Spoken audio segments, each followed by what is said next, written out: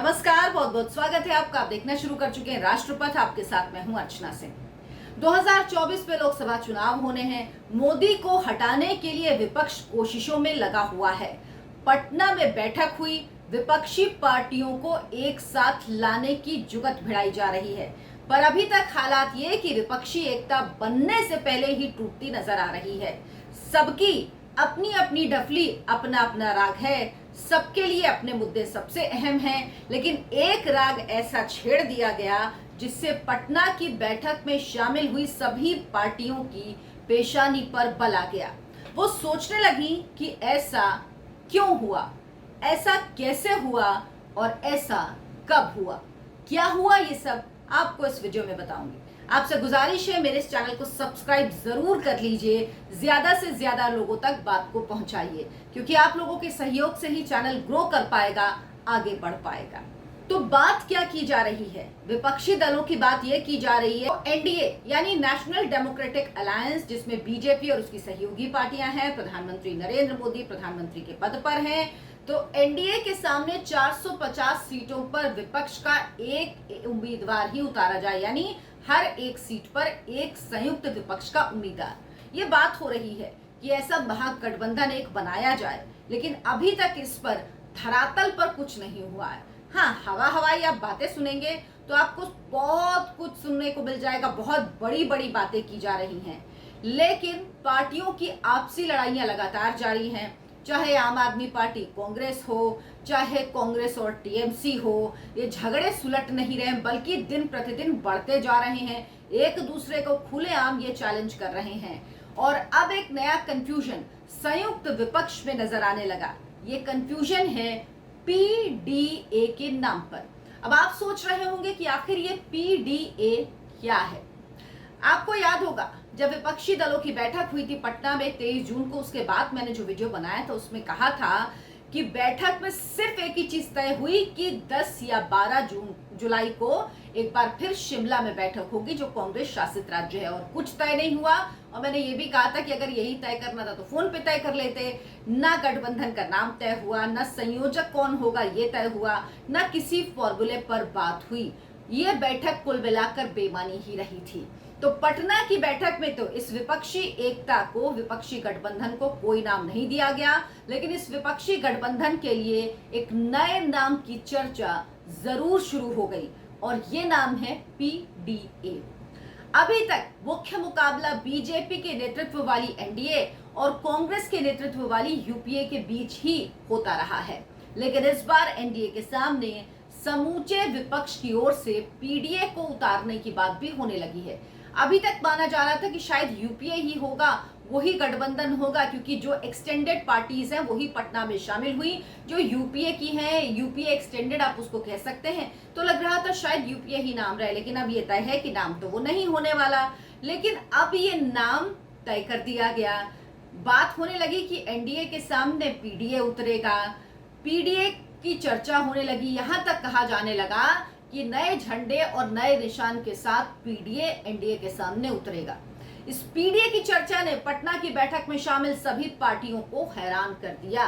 Congress party को लगा ये क्या हो गया, वो तो टेंशन में आ गई कि आखिर गठबंधन के कोर में, केंद्र में कांग्रेस पार्टी, सबसे बड़ी पार्टी, राष्ट्रीय पार्टी, उसके होते हुए आखिर नाम किसने फाइनल कर दिया और कैसे फाइनल कर दिया और किस तरह से ये नाम चर्चा में आ गया। दरअसल पटना की बैठक के बाद हुआ क्या कि सीपीआई की जो बिहार यूनिट है, सोचिए वो भी बिहार यूनिट ने 24 जून को एक प्रेस रिलीज जारी कर दी, जिसमें मोदी विरोधी गठबंधन, जिसकी बैठक हुई थी पटना में, नीतीश कुमार ने जिसके लिए पूरी तैयारी की थी, अगुवाई की, और सबसे बड़ा नीतीश कुमार को क्रेडिट यही दिया गया, कामयाबी में यही मान ली गई कि उन्होंने सभी दलों को एक साथ इकट्ठा कर लिया। 15 दल थे ये। तो ये जो 15 दल थे, इनके महागठबंधन का नाम घोषित कर दिया सीपीआई की जो बिहार यूनिट है उसने। क्या नाम? पीडीए, यानी पैट्रियोटिक डेमोक्रेटिक अलायंस।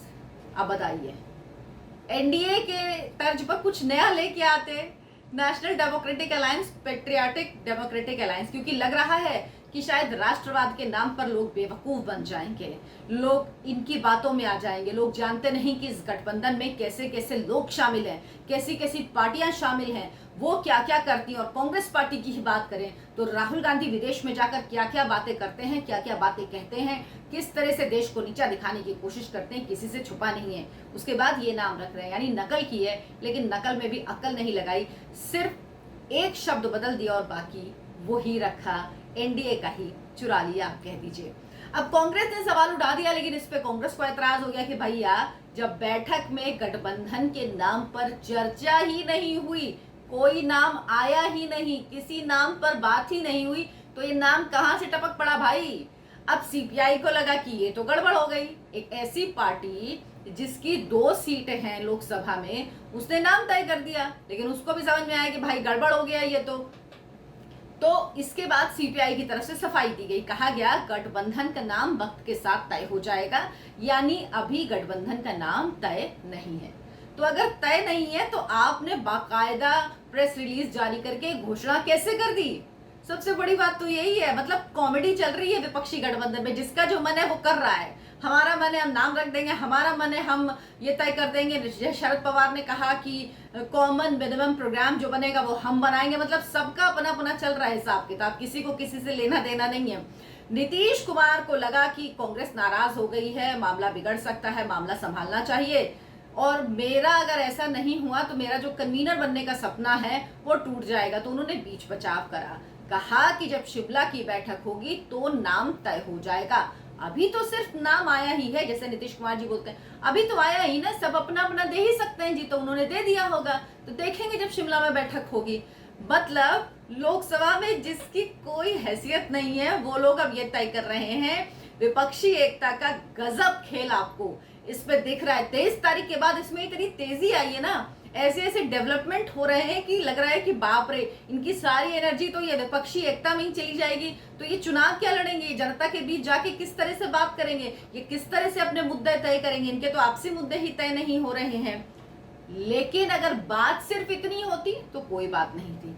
इसमें एक पेच और है, वो है समाजवादी पार्टी के अध्यक्ष अखिलेश यादव ने विपक्षी दलों की पटना में हुई बैठक से पहले, यानी 23 जून की बैठक से पहले ही पीडीए का जिक्र किया था, और इसे लेकर उन्होंने बाकायदा ट्वीट भी किया था, इसका फुल फॉर्म भी बताया था। इसके बाद मायावती ने उस पर प्रहार भी किया, पलटवार भी किया था, जवाब भी दिया था। फिर ऐसा कैसे संभव है कि सीपीआई को अखिलेश यादव के पीडीए की जानकारी ही ना हो। दरअसल सीपीआई का पीडीए और अखिलेश का पीडीए अलग अलग है। सीपीआई के पीडीए का फुल फॉर्म मैंने आपको बताया, पैट्रियोटिक डेमोक्रेटिक अलायंस, जबकि अखिलेश यादव का पीडीए है पिछड़ा, पी फॉर पिछड़ा, D for Dalit, A for अल्पसंख्यक। पिछड़ा, दलित, अल्पसंख्यक, ये दरअसल अखिलेश यादव का वोट बैंक है। अखिलेश यादव को पता है कि अगर दलित उनके साथ नहीं जुड़ेंगे, पिछड़ों में भी एक बड़ा वर्ग उनके साथ नहीं है, इसीलिए उनकी कोशिश है कि पिछड़े उनके साथ जुड़े, साथ ही साथ दलित जिनके वोटों पर सेंध लगाने की वो लगातार कोशिश कर रहे हैं। उन्होंने कांशीराम की मूर्ति का भी अनावरण किया था बहुत बड़ी, तब मायावती ने भी प्रहार किया था, यानी जो बचा खुचा मायावती का वोट है उस पर अखिलेश यादव की नजर है, इसीलिए उन्होंने इसका नाम रखा था पिछड़ा, दलित और अल्पसंख्यक। वो तो अखिलेश यादव के साथ है ही, इसमें तो कहीं से कोई दो राय ही नहीं है।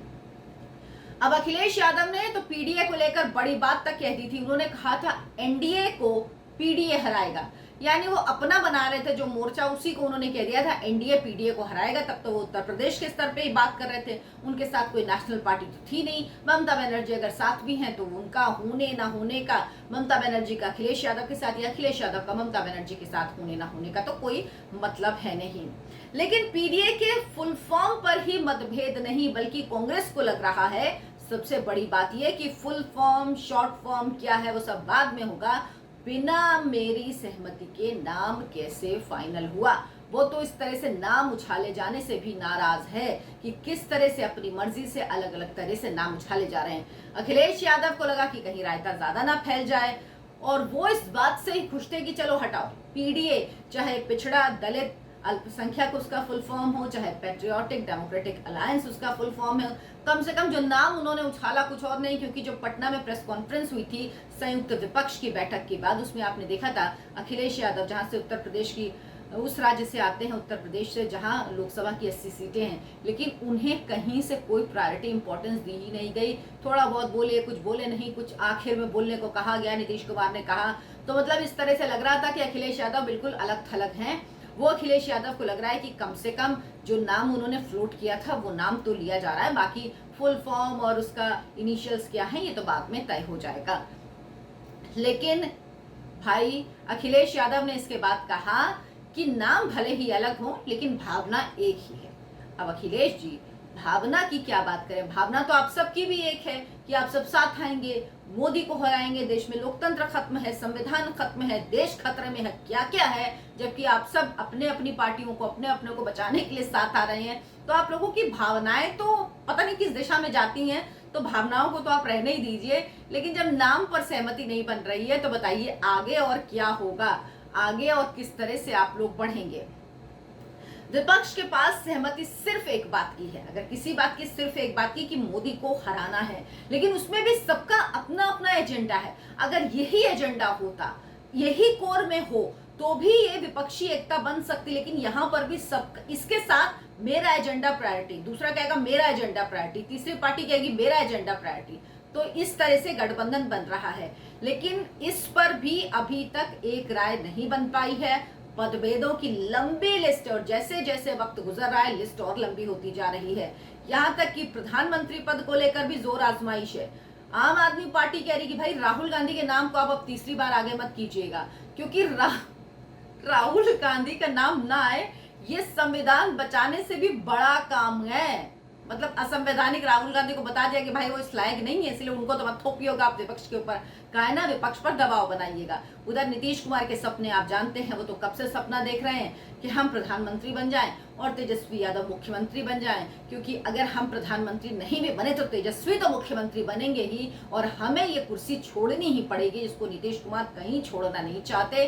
इस वक्त वो एक पपेट मुख्यमंत्री है, ये तय है। पूरा बिहार का शासन लालू परिवार, यादव परिवार चला रहा है, और उसके आगे नीतीश कुमार पूरी तरह नतमस्तक हैं। इसीलिए वो चाहते हैं कि हम जल्दी से जल्दी प्रधानमंत्री बन जाए, और इसीलिए तेजस्वी यादव को भी कोई जल्दी नहीं है मुख्यमंत्री बनने की, क्योंकि कर सब उन्हीं का परिवार रहा है, नाम सिर्फ नीतीश कुमार का है।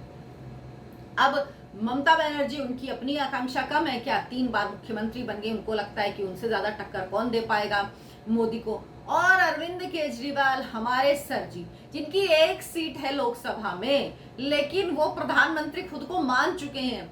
दिल्ली की 2 करोड़ जनता है जहां के वो मुख्यमंत्री हैं, और देश की 140 करोड़ जनता का प्रतिनिधि वो खुद को मान चुके हैं। तो उनका तो कहना ही क्या, उनके बारे में तो कुछ कहा ही नहीं जा सकता। वो तो बिल्कुल ये मान के बैठे हैं कि वही है। उनको लगता है राहुल गांधी इस काबिल नहीं है, विपक्ष में कोई और इस लायक नहीं है, मोदी को टक्कर सिर्फ मैं ही दे सकता हूं, तो इसीलिए मेरा नाम ही सबसे पहले आना चाहिए। लेकिन इन सब के बीच अब पीडीए क्या है, इसको लेकर बड़ा विवाद चल रहा है। कांग्रेस पार्टी अलग नाराज, सीपीआई ने सफाई दी, अखिलेश यादव अपने में खुश, लेकिन अभी कुछ भी तय नहीं हुआ है। 10 या 12 को शिमला में बैठक होनी है जुलाई में, अब देखिए तब क्या होता है। जो होगा वो जानकारी भी आपको दूंगी। मेरे वीडियो को लाइक और शेयर जरूर करें, चैनल को सब्सक्राइब कर लें। नमस्कार।